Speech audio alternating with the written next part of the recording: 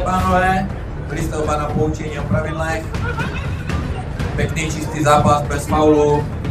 Hodíme si minci, kdo začne. Tak Martine, jsi starší, tak si vyber. Pana nebo Orel? Pana. Orel. Pojď, Pavle! Je to tvoje! Raz! Dva! Tři! Wow! Co? Spal? Ne. Neturdo, krčil hlavou. No, skrčil hlavou, ale fakt mírně. Neuhytal jsem.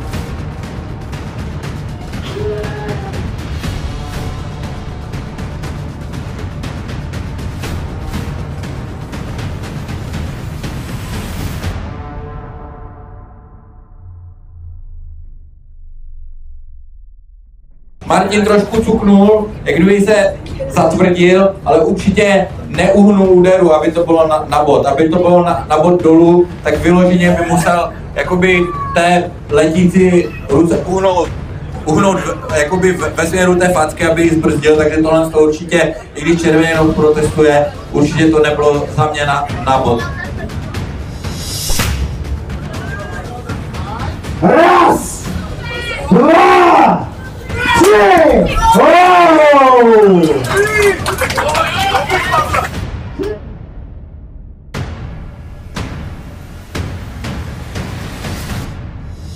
Raz! Dva! Tři! Wow!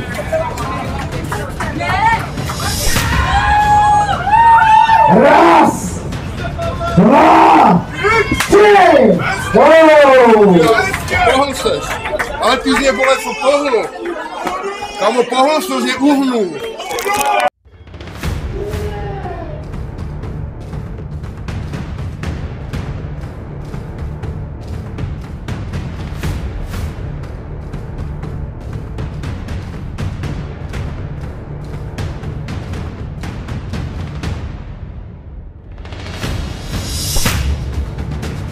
Raz! Dva! Tři!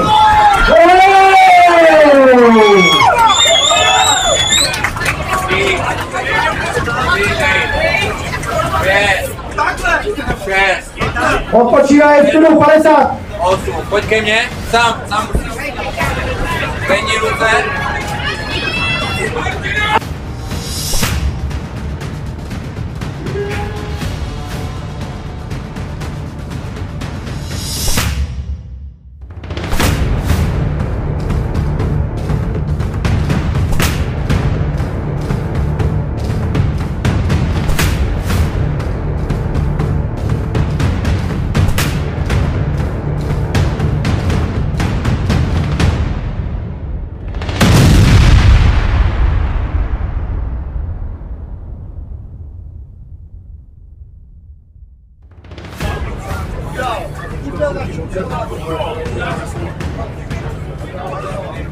Takže Martin se připravuje.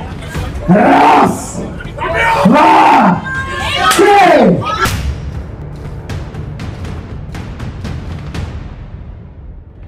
Je dobrý, má úder.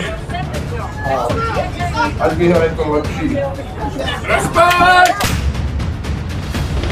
Na body 29-27, díky počítání, vítězí Roh, stává se šampionem. Červený! Turka!